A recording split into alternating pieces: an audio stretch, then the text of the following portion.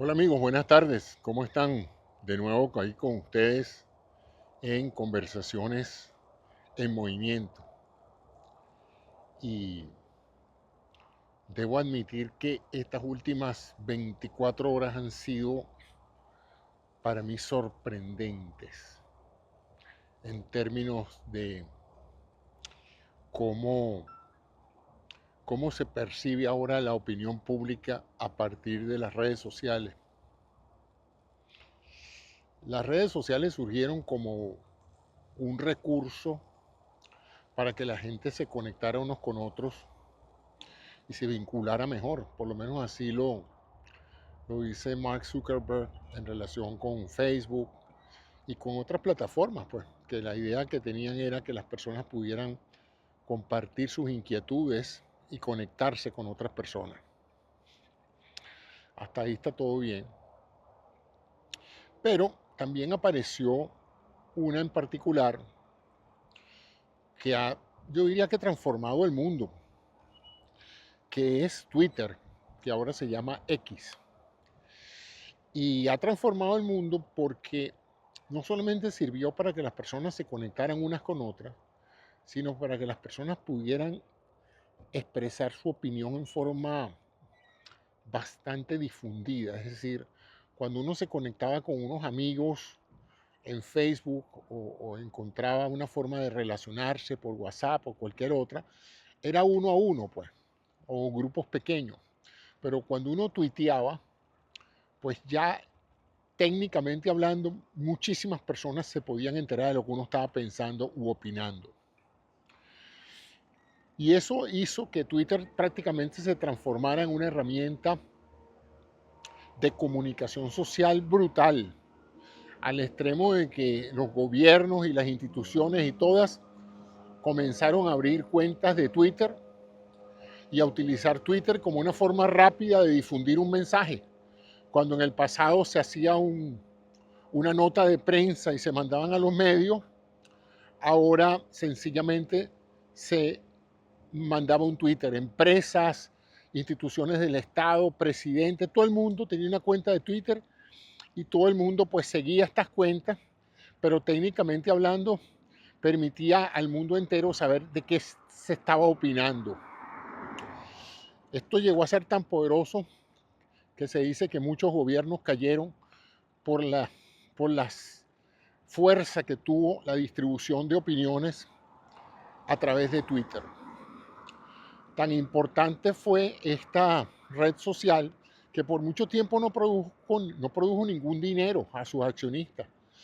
Pero evidentemente cuando se hizo pública y contaba con 200, 300 millones de cuentas, se hizo evidente pues que quien dominara ese medio de comunicación pues tenía un alcance enorme al poder no solamente hacer llegar publicidad a esos 200, 300 millones de cuentas, sino también seleccionar a cuál se le daba mayor visibilidad. Porque si usted cree que sus tweets lo lee todo el mundo, en realidad hay una forma de manipular el algoritmo para que sus tweets lo vean muchas más personas en diferentes grupos, en diferentes países, ¿no? Bueno, ¿por qué les digo todo esto que ya a lo mejor ustedes saben? Porque ayer se dio la noticia de que fue detenido el asesino del ejecutivo de esta empresa en Nueva York y evidentemente pues se dio por concluida la búsqueda porque aparentemente, como lo llaman ahora, una persona de interés, en realidad le encontraron suficiente evidencia para pensar que él sí es el que perpetró ese horrendo crimen del ejecutivo. Hasta ahí eh, uno pensaría que la sociedad entera ha condenado la innecesaria muerte de una persona, porque independientemente de que esa persona haya hecho una cosa u otra, nadie merece morir, ¿no? Eso es algo que, hello, nadie merece morir, entonces es algo que eh, afecta emocionalmente a la sociedad pensar que alguien, por razones personales de cualquier índole, puede sentir que está haciendo lo correcto al ir y asesinar a alguien. Digamos, eso sería lo ciudadano, lo racional, hasta lo religioso, sería condenar a la persona que haya hecho eso. Y al principio fue así. Al principio la mayoría de las opiniones que se veían en las redes sociales, me estoy refiriendo a las redes sociales, los canales de televisión y eso, bueno, expresaban su profundo rechazo al acto cometido. Pero en las redes sociales empezaron a aparecer, bueno, una que otra manifestación del horror de que alguien pudiera ser asesinado de un balazo así en una calle en Nueva York. Pero bastó que se dijera quién fue la víctima y que la víctima era el más alto ejecutivo, el presidente, el Chief Executive Officer, el CEO de la empresa más importante de seguros en los Estados Unidos. Bastó que eso se dijera para que la dirección de la opinión pública cambiara diagonalmente de una de condena del hecho a una posición de probablemente fue algo justificado. O sea, lo que parecía antes injustificable empezó a verse justificado para algunas personas, ¿no? Bueno, si es un alto ejecutivo, si es responsable de la muerte de miles de personas a los cuales se les negaron los beneficios de su póliza de seguro, pues bien merecido lo tenía. Eso empezó a aparecer en las redes sociales. Y entonces uno empieza a pensar, caramba, tal es el grado de malestar por las empresas aseguradoras que la gente ya ve hasta con alegría. En algunos casos se vieron una serie de expresiones de júbilo, de que por fin alguien, un vengador anónimo, se había vengado de esas compañías malévolas que han matado tanta gente, ahora les tocaba a ellos perder a uno de los de ellos, ¿no? Bueno, empieza esa situación a volverse sorprendente, pues, que solamente por la identidad de la persona, es como que si hubieran matado a alguien, ay, qué lástima que lo mataron, bueno, pero es que él es el jefe de una banda de narcotraficantes, ah, no, entonces bien muerto está, algo así, es un análisis sencillo, pero fue lo único que se me ocurrió. Luego empieza a darse informaciones de que la persona asesinada no era del todo una persona kosher, como dice, ¿no? Una persona bastante inocente, ¿no? Sino que parecía estar involucrado en unos presuntos delitos de el manejo de las acciones de su empresa y de las responsabilidades fiduciarias que él tenía con sus accionistas de la empresa, pues él era el responsable de eso. Y eso se tradujo pues en que probablemente iba a ser interrogado, iba a ser demandado, iba a ser probablemente sancionado. Y entonces empezó de nuevo otra vez la cadena de opinión pública a virar a favor del asesino. Bueno, yo estoy viendo todo esto con asombro porque digo, bueno, ¿cómo se va percibiendo esto, no?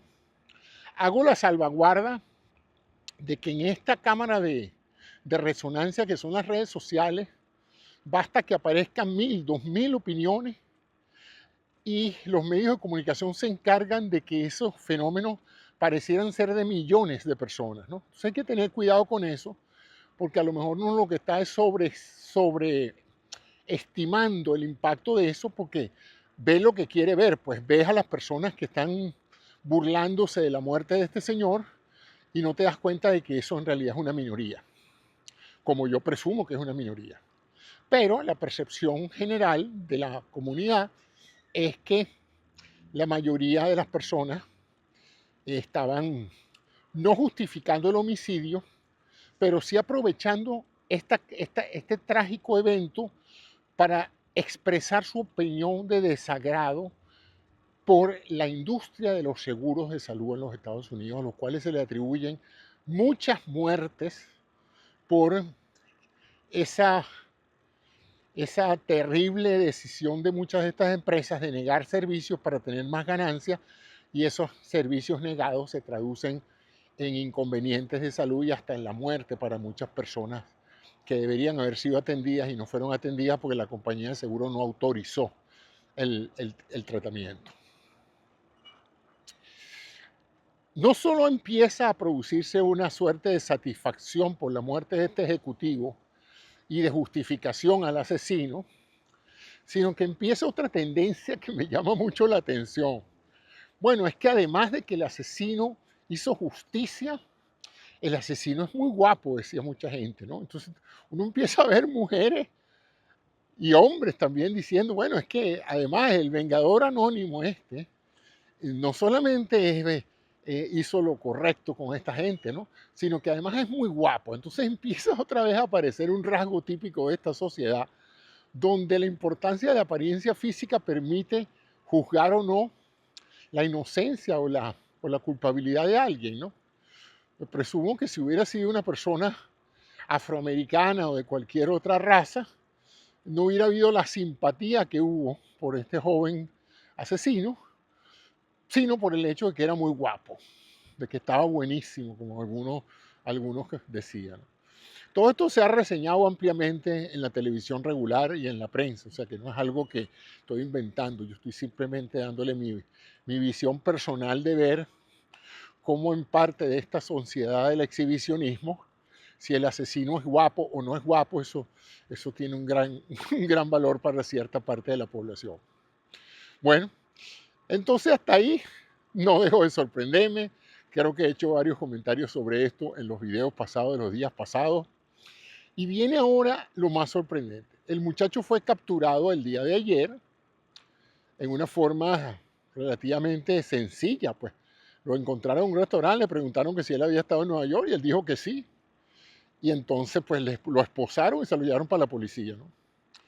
Y a partir de ese momento pues ya parece que con lo que le encontraron en su posesión, que fue lo que aparece ser el arma homicida, unos manifiestos donde él razona y explica por qué hizo lo que hizo, y donde se ve pues que pareciera que él tenía ya planeado no solamente lo que hizo, sino también planeada la posibilidad de que lo arrestaran y su juicio fuera como un juicio no solamente a su delito, sino un juicio a la industria. Bueno, sorprendente eso también, ¿no? Porque todo el mundo pensaba que eso había sido un asesinato pagado profesionalmente, ¿no? Un sicario especialista en asesinar personas y bueno, este señor había sido pagado por alguna otra corporación o algún accionista o alguna familia duramente afectado. La otra cosa que me sorprende es el nivel socioeconómico y educativo del asesino. No estamos hablando de una persona de bajo nivel, estamos hablando de un joven de 26 años, ingeniero con maestría de una de las mejores universidades, la Universidad de Pensilvania, de una familia de clase alta en el estado de Maryland. O sea, no estamos hablando de un muchacho pobre, desilusionado, etcétera, ¿no? O sea, que aquí hay mucha tela que cortar en relación con las posibles motivaciones de este muchacho que arruinó su vida. O sea, si ustedes se ponen a ver, un muchacho que tenía todos los elementos para ser exitoso en su vida, dentro de lo que llamamos nosotros en América ser exitoso, que es, eres guapo, eres joven, estás en buen estado de salud, tienes una educación privilegiada, tienes una familia privilegiada, o sea, el mundo entero era para ti, y tú sales a hacer una locura como es echar tu vida a la basura, tratando de pensar que tú vas a cambiar algo porque mates al más alto ejecutivo de una empresa aseguradora. O sea, revela incluso un conflicto interesante para los psiquiatras o los psicólogos de por qué una persona que lo tiene todo decide arruinar su vida y no una persona cualquiera sin mayor educación, un individuo leído, un individuo preparado, un individuo educado, que para algo debe servir la educación, ¿no? Pero en ese sentido, pues en este caso no le sirvió mucho, ¿no? Entonces fíjense que, ya que me están llamando aquí y no sé de qué se trata. Bueno, entonces les digo ahora que la razón por la cual lo encontraron, porque no tenían ni idea cuando lo encontraron ni siquiera de cómo se llamaba, lo encontraron porque un modesto empleado del McDonald's, donde el señor estaba comiéndose una hamburguesa, lo reconoció Para colmo, el muchacho parece que estaba ahí en el restaurante con la máscara y todo. Pero bueno, como es la foto de él estaba por todas partes, el modesto empleado lo reconoce, llama a la policía y le dice, yo creo que el señor que ustedes están buscando está aquí sentado comiéndose un McDonald's. Bueno, tan tan de baja credibilidad podía haber sido el reporte, que se presenta en una patrulla con dos policías novatos. Ni siquiera se presentó un SWAT, ni se presentó un equipo del FBI. No, se presentaron dos policías a averiguar, porque bueno, me imagino que ese es su trabajo, ¿no? Se presentaron ahí, entraron al restaurante. Les estoy contando, digamos, a la manera mía, lo que yo escuché anoche cuando un policía que tenía 6 meses de servicio, estaba empezando en su trabajo policial, le mandan a decir, mire, que vaya a un restaurante, que ahí hay un señor que dicen que probablemente se parece al que estamos buscando. Bueno, vamos a ver si es verdad. Mandan estos dos policías sin ningún equipo especializado ni nada. Y estos policías entran, lo ven sentado ahí, le preguntan. Y el muchacho dice, sí, soy yo. Eso, lo identificó, el policía dice que lo identificó al verlo. Y digo yo, fíjense qué cosa tan interesante, ¿no? Hasta ahí, pues eso hace el caso sumamente interesante, como les dije, cautivador. Aquí no se ha hablado en las últimas 48 horas de otras cosas. Le quitó la notoriedad nada más y nada menos que el presidente. Ya nadie está hablando del presidente, todo el mundo está hablando de este muchacho. Y todavía los medios de comunicación y los redes sociales divididos entre los que condenaban el homicidio y los que celebraban el homicidio. Pero hasta ahí no llega la cosa, y ustedes piensen por un momento esto, ¿no? Ahora empiezan a aparecer en las redes sociales quienes condenan al muchacho de McDonald's por haber denunciado al vengador. O sea, hay gente en las redes sociales pidiendo que identifiquen al empleado que en forma estúpida fue a decirle a las autoridades que ahí estaba el muchacho. Porque aunque ustedes no lo crean, ya en las redes sociales, en esas zonas de Nueva York, New Jersey, esa zona del país, se estaba corriendo la voz de decirle a la gente, si usted lo ve, no diga nada, hágase loco que ese señor actuó en el interés de todos, porque esos parásitos, como dijo el mismo asesino, esos parásitos no merecen otra cosa que lo que se les hizo. Imagínense ustedes el nivel de deterioro social que hay aquí para que en las redes sociales haya gente que salga dispuesta a decir eso. Y como les dije, no un loquito, ni dos, ni tres. No, masivamente.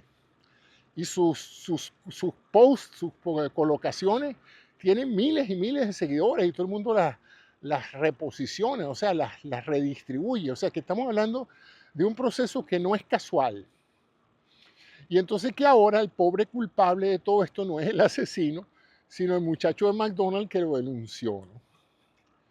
Total que no les extrañe que en las próximas semanas la portada de muchas revistas de farándula tengan la foto del asesino en buen estado físico, porque el hombre está, como dicen aquí, caliente, está hot. Entonces, oye, a mí eso como ser humano me parece asombroso. Y todo eso porque el hombre es guapo. Si no fuera guapo, perfectamente ya lo hubieran representado como un vulgar asesino. Pero esto es un asesino que merece cierta consideración porque es guapo, ¿no?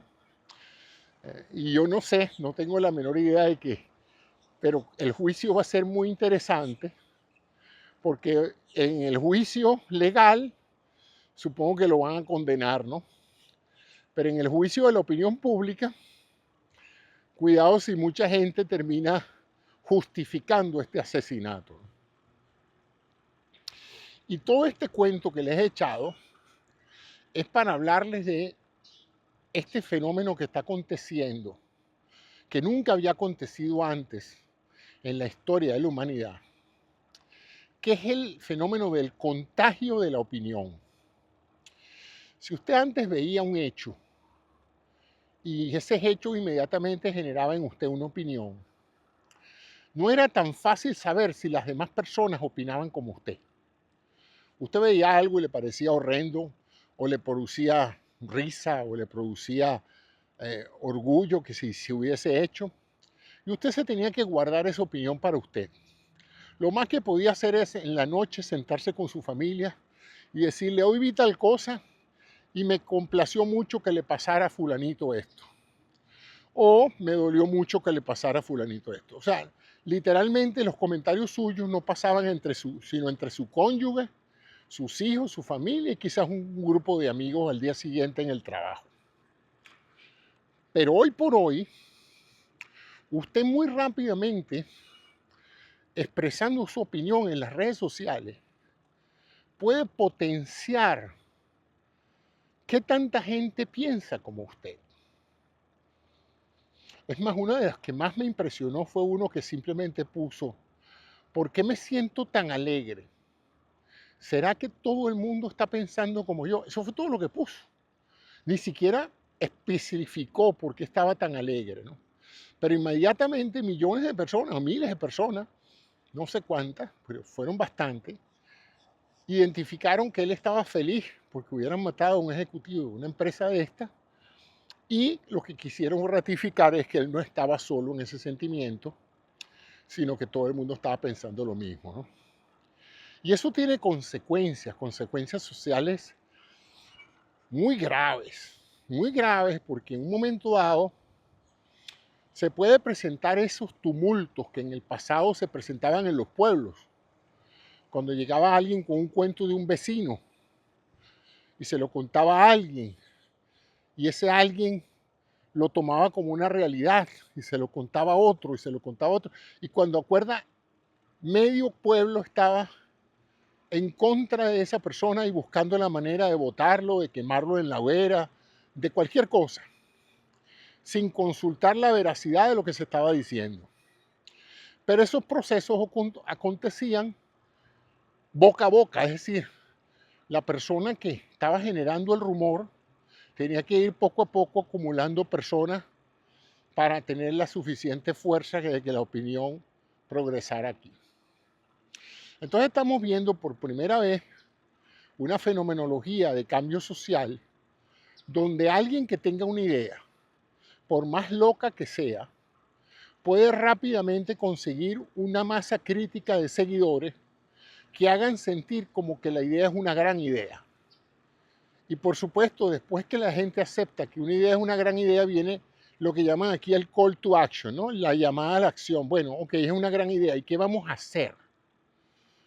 Entonces me llama mucho la atención porque fíjense cómo de un simple asesinato de una persona en una calle se pasa a activar un proceso social de cambio del sistema de salud americano que está en este momento retumbando políticamente porque mucha gente está diciendo que hay que agarrar todas las facturas médicas que uno tenga, meterlas en un sobre y mandárselas a los congresantes para que ellos se den cuenta del desagrado y de la frustración que hay en, en el pueblo norteamericano por la política de estas compañías de seguros que tienen ganancias millonarias y tienen una cantidad de muertos atrás derivados de la privación de servicios para que ellos puedan hacer sus millones. Es una industria realmente terrible que se llama la industria del cuidado de la salud, y es interesante porque las ganancias de ellos dependen de que la gente pueda perder su salud. Impresionante, ¿no? Entonces, ese es el mensaje de hoy, que vamos entonces en los próximos años a ver una serie de traumas sociales, de cambios políticos y de conflictos sociales disparados por un pequeño grupo de personas que expresan su opinión, y cuando acuerda ya ese grupo se ha transformado en una masa tan grande de gente. Muchos de ellos ni siquiera han verificado los datos para ver si es verdad lo que están repitiendo, pero se presenta eso cuando está el caldo de cultivo del odio y de la frustración que mucha gente aquí tiene. Cada vez más veo programas en los Estados Unidos de gente que dice, nosotros no estamos viviendo como se debería vivir. Para ser una nación tan grande, tan poderosa y tan rica, la vida en Norteamérica no es tan bonita como debería ser. Hay países con menos recursos que nosotros y viven mejor. Y me llama mucho la atención, porque yo vine aquí para vivir mejor, como han venido todos los inmigrantes a través de la historia. Han venido a América a vivir mejor. Pero definitivamente esa aspiración y ese logro no se le da a todo el mundo. Hay gente que viene aquí y siente que no vive mejor. Y no solamente los que han venido a vivir mejor, sino la gente que vive aquí, que no conoce otro país que este, cuando sale al exterior, reflexiona y dice, pero en Europa no se vive así. La gente en Europa no se tiene que preocupar de las cosas que nosotros nos vivimos preocupados. Yo no veo ningún europeo preocupado como los Estados Unidos por el financiamiento de la salud. Yo no veo ningún canadiense preocupado por la calidad de la atención médica. Aquí hay estadounidenses que se van a México y a Latinoamérica a operarse. Bueno, pero ¿y qué? Eso no es que son médicos de mala calidad. Sí, no, son muy buenos. Y la gente viene muy satisfecha de la atención médica que recibe en otros países latinoamericanos, a una fracción del costo de lo que les costaría aquí hacerse esa misma operación. Se ve en odontología, se ve en cirugía estética, se ven en muchas otras especialidades. Y entonces ustedes se preguntan, bueno, debe ser que algo está pasando aquí, que en esa búsqueda del dinero y del capitalismo, en esa total arremetida que hay eh, buscando el dinero, ya han llegado a un punto en que el mismo sistema se ha encarecido para todos, los seguros de salud, las propiedades, el consumo de bienes, etc. Y todo esto está aconteciendo, esta crítica al capitalismo salvaje, esta crítica a las corporaciones codiciosas, esta crisis de credibilidad en el sistema, donde la gente piensa que las corporaciones no están para prestarle un buen servicio a sus clientes, sino para hacer dinero a costa de sus clientes, y cuando pueden manipularlo lo hacen, cuando pueden engañarlo lo engañan, cuando pueden deshacerse de una responsabilidad lo hacen. Entonces, en ese momento en que está esa crisis anticorporativa, porque se dan cuenta de que las corporaciones se han apoderado del proceso democrático, que las corporaciones controlan a los políticos, que las corporaciones tienen una influencia desmedida en las decisiones que se toman en Washington, en el Congreso. Es más, he estado escuchando videos recientes en relación con este asesinato que dicen, miren, la situación es grave, o sea, este es un país de gente corrupta, es un país de alta corrupción donde la corrupción es legal. Eso me impactó mucho. Este es un país que resolvió el problema de la corrupción legalizándola, pues. O sea, es la misma corrupción, todos los funcionarios de cualquiera de los partidos se enriquecen, pero no es un delito porque han creado los mecanismos legaloides, esa palabra se acaba de inventar, legaloides, para que todo sea kosher, para que todo sea legal. Entonces yo aquí puedo poner y quitar un senador, puedo pagarle para que vote a favor mío, pero eso es una contribución de campaña.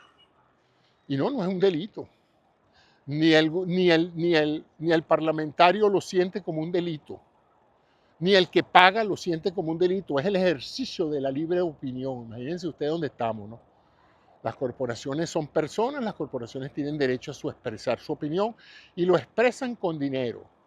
Mientras yo para expresar mi opinión tengo que montarme en un triciclo, montar una cámara, un micrófono y hablar con ustedes, hay por ahí una persona que tiene el mismo derecho que soy yo, pero no soy yo, es una persona natural, es una persona corporativa, una entidad corporativa que puede dar 60 millones o 10 millones, los millones que le dé la gana a un legislador para que haga una ley que lo favorezca a él, y yo no tengo ese poder, no importa lo duro que yo hable en este canal.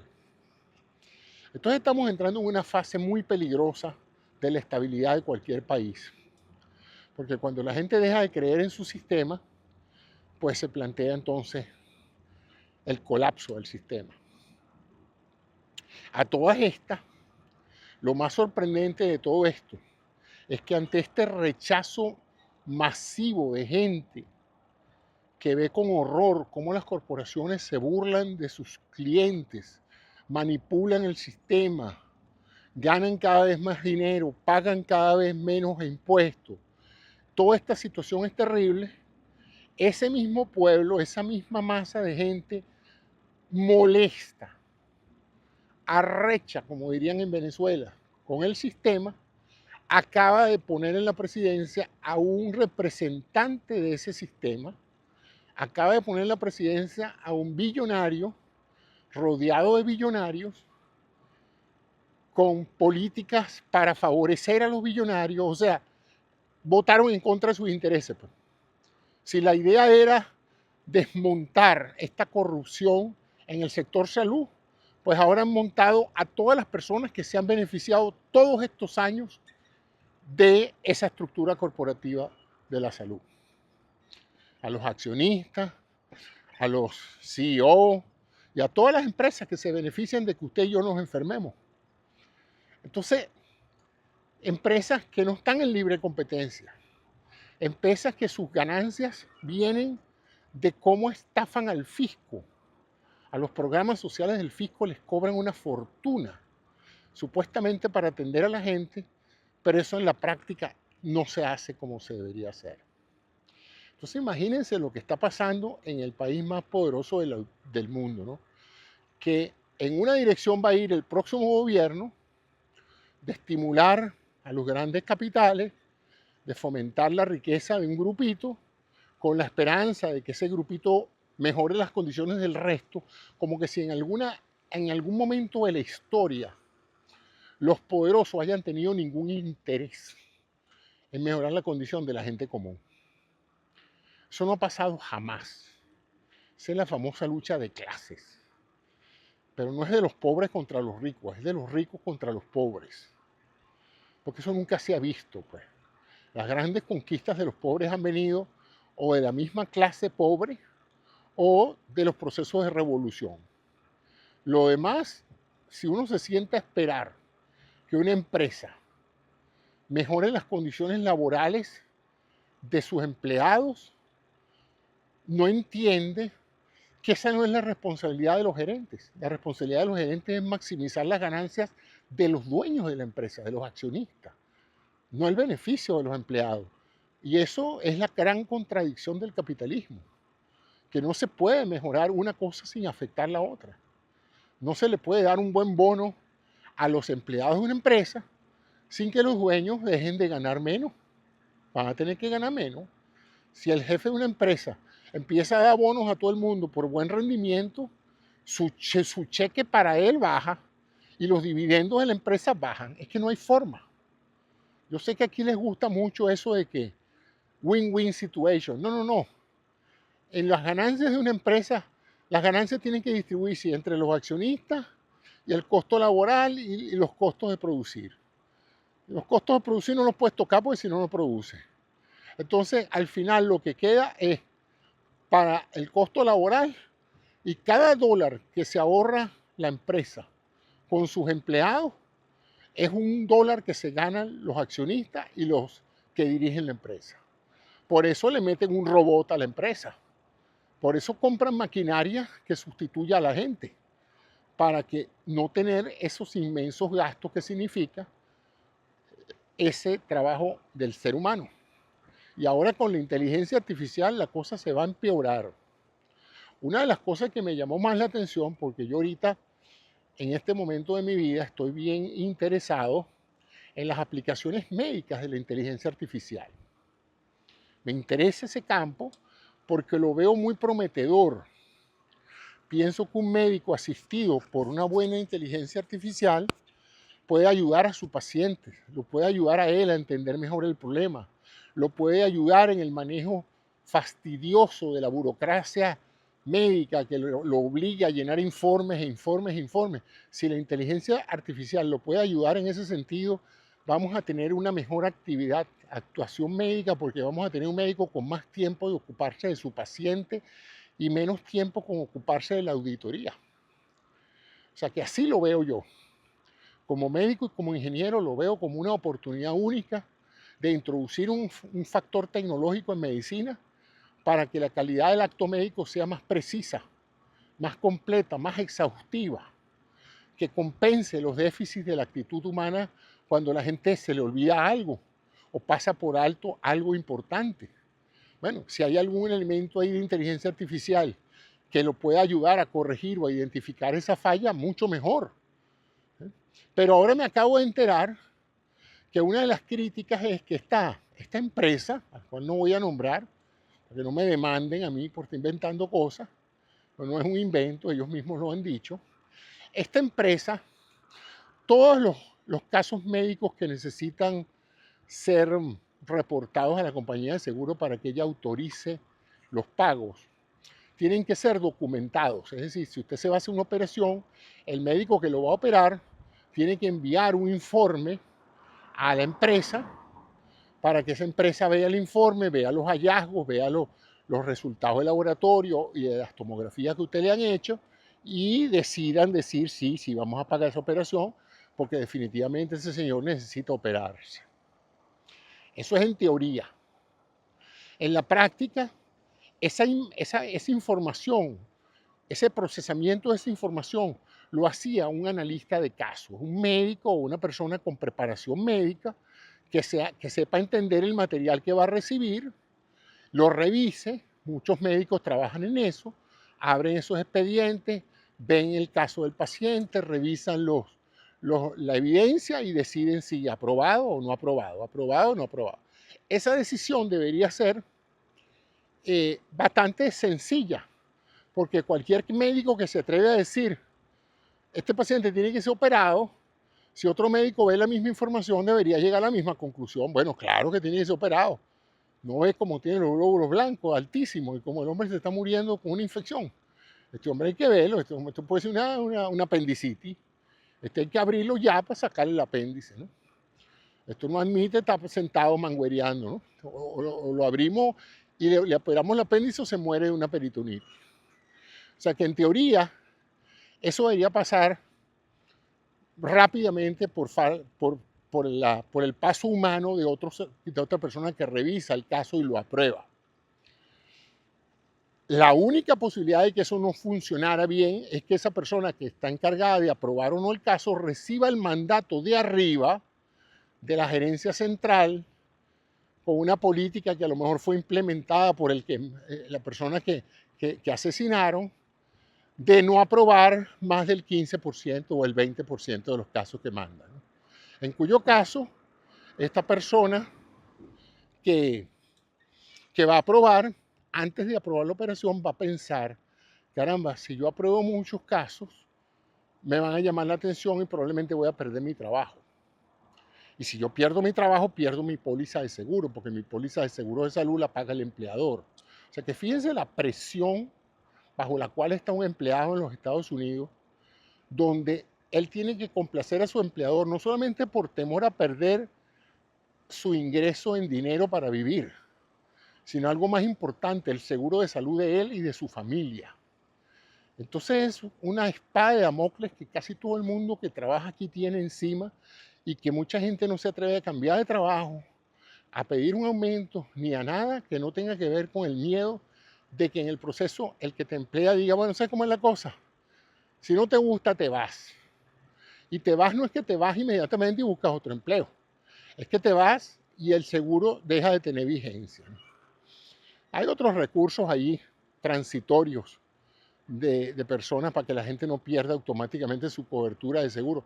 Pero cuando tú te vas de una empresa, pierdes el privilegio de la atención médica que la empresa te brindaba a través de un seguro.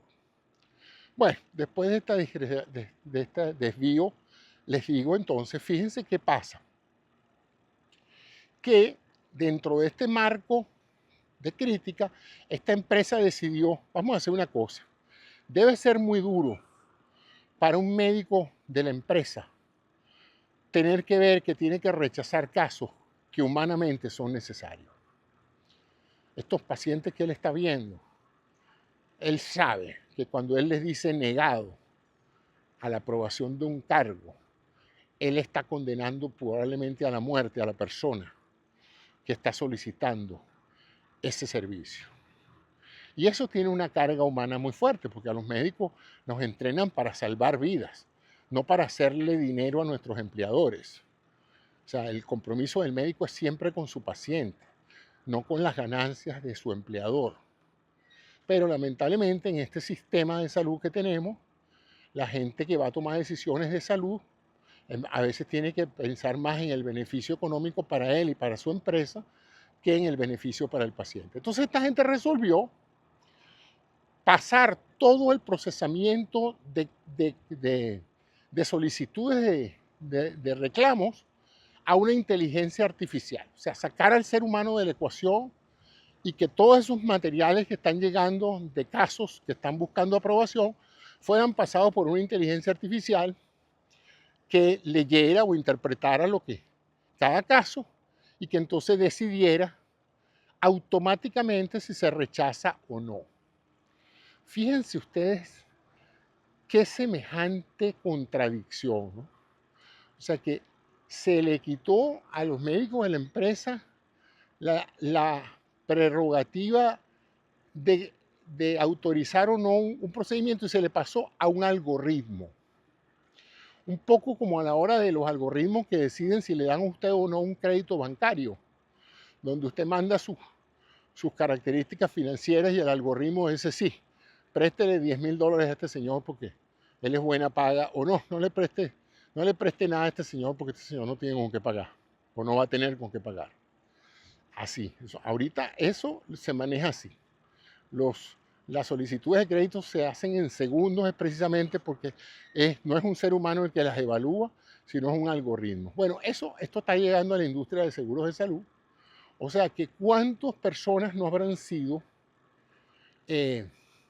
afectadas por decisiones que nunca tomó un ser humano, que no hubo un ser humano que supiera o decidiera si te negaba o no la operación de apéndice, sino que fue un algoritmo al cual tú no le importas, etc. ¿no?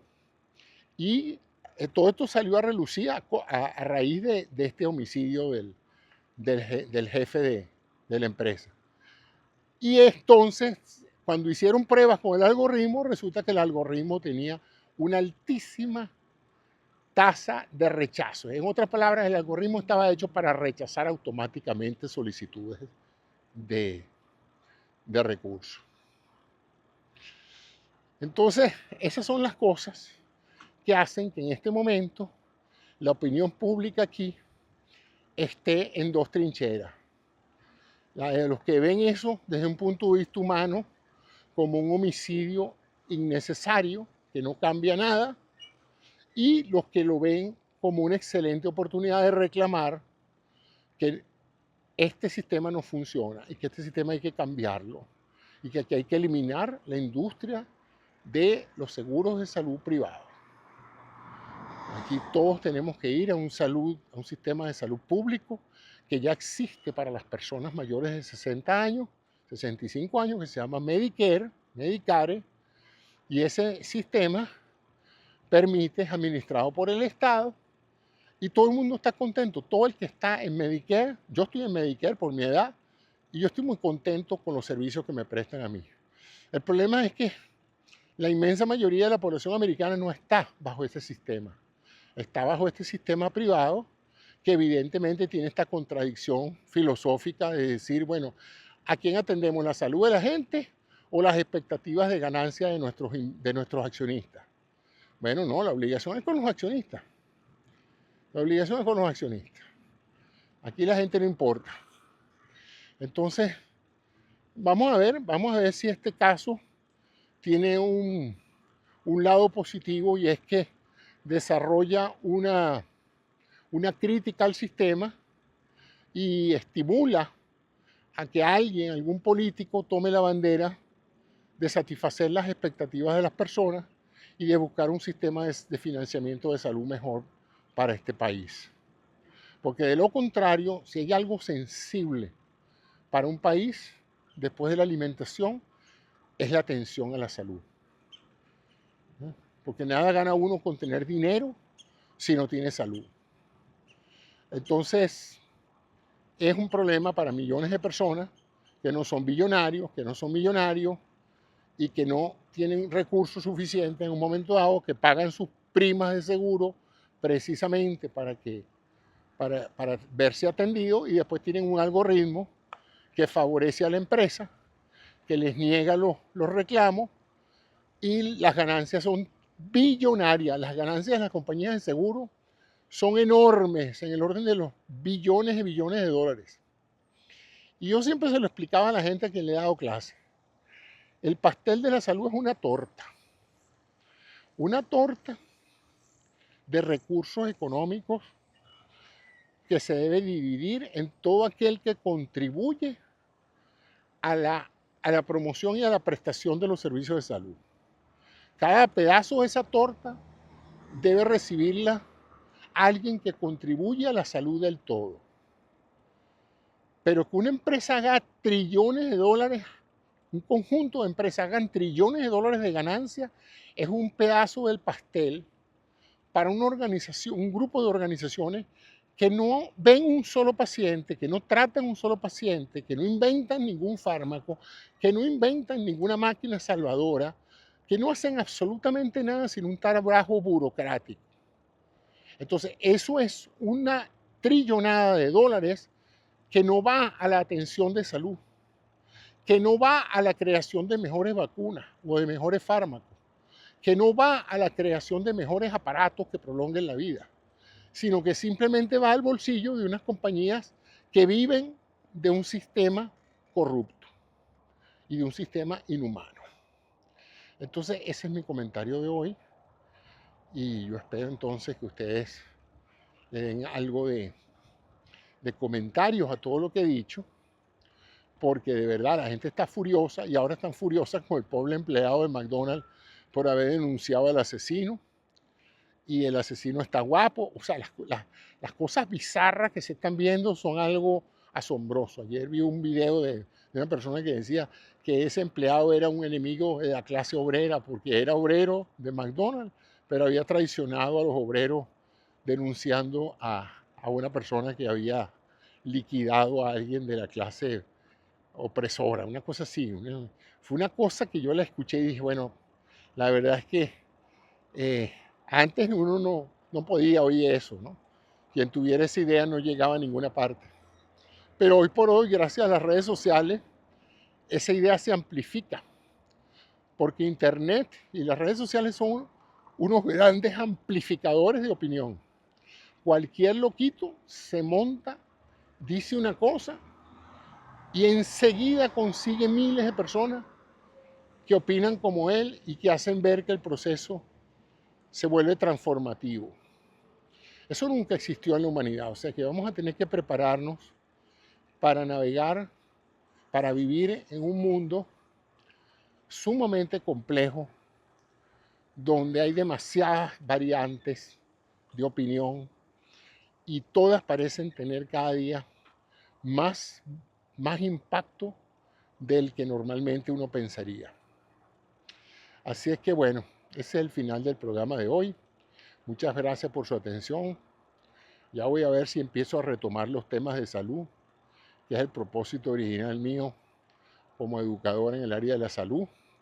Pero es que esto también es salud, la salud mental de la población, la salud mental de la sociedad. Y yo veo aquí hay signos de psicopatología colectiva.